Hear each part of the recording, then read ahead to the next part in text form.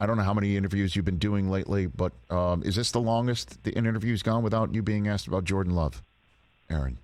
I would say it has. Okay. 100%. I'm very proud of myself. I actually pulled a hamstring restraining myself from asking you about him.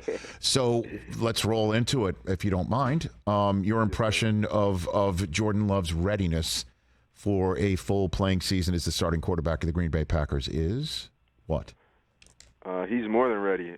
He's very poised. He's calm in any situation. He's a true leader, and us guys who've been here with him over OTAs and camp and all of that, we know what kind of player we're getting, and we're excited to just go lay it on the line for him and make his job easier. Is there a specific example of his leadership skills that you're referring to? You're willing to share for me? Just one of the practices, the offense we weren't having that good of a day, and Jordan just stopped everything we were doing and called us up and kind of let the offense have it a little bit, and not in a bad way, but come on, we got to pick this up. Is this what we want to be? And all the guys are like, no, of course not. So him just having a voice, everybody respecting what he's saying. When he speaks, everybody listens.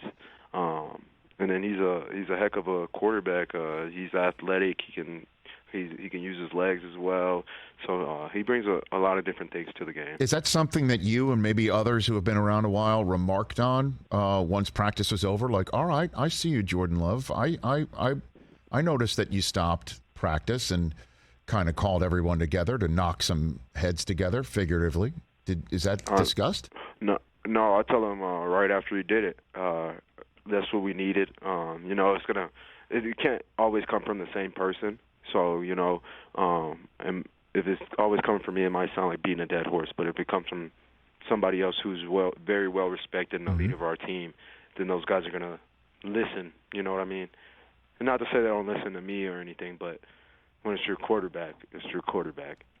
And so, just the general sense of the passing game, if you don't mind sort of helping me from afar suss something out here, is clearly last year, Aaron Rodgers and the young receivers getting on the same page, Rodgers having it done a certain way, his way for a long time, and these receivers needing to learn that. Do you think there might be more, if you will, cohesiveness in the passing game just merely because Jordan Love is a peer in age, as an age group, and that they're all growing together as opposed to the way it was last year? Is that a fair assessment, or feel free to say no, Aaron? I do feel that like that. A-Rod, he was in the league for so long. He knows exactly how he wants it, how he wants a route ran, and that comes with time. And Jordan, on the other hand, he's having time with these young receivers to work, and so these receivers are going to know exactly what he wants or what he's looking for on certain routes. So we've had that time versus last year. These guys are just coming in straight from the draft prep into OTAs, and they're getting a playbook thrown at them. Then they're trying to give A-Rod exactly what he wants on certain looks, and it was just a lot for them. But as you could tell, once they was able to get the playbook down, they were able to go out there and play fast, and kind of you seen a jump. And but now that, like I said, we've had OTAs, we've had camp, and we've gone out there with Jordan to work on our own. So we know what Jordan's looking for. He wants us in a certain spot, we're there, or whatever it is, our timing will be right. And so we've had time to develop. He's had time to develop with the young guys as well. When you said on your own, is it after practice, or did you travel somewhere and all connect, sort of as a summit? We all went out to Santa Ana, Orange County. Okay. This year, I went out there twice with them. And then I know Romeo Dobbs works out there with them. Christian Watson came. Who else? I'm drawing some blanks. All right. Jay Reed came. Okay. Devon Wicks, he came. Dontavian Wicks, I always say his name wrong. Sure. So you all got together in Santa. Like, what does that look like? Because again, I think this is of interest, if for those who may not already know, of Packers fans to know. Like, this is something that is outside of training camp, outside of practice. I mean, it happens. I understand a lot in the NFL, but this is Jordan Love's first go round here.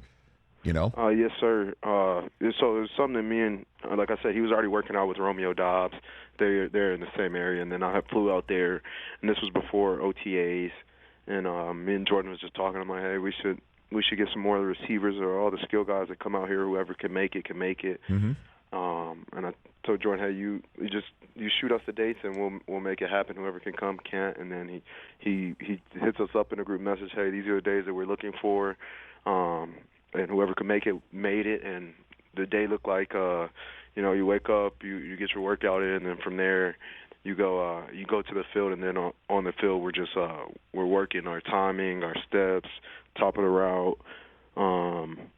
What he's looking for, working signals, did a number of things. So and we could play faster when we came back here for camp. And so that was the second time we did it, right before we came back for camp. Catch the Rich Eisen Show every single day on the Roku channel, 12 to 3 Eastern, for free.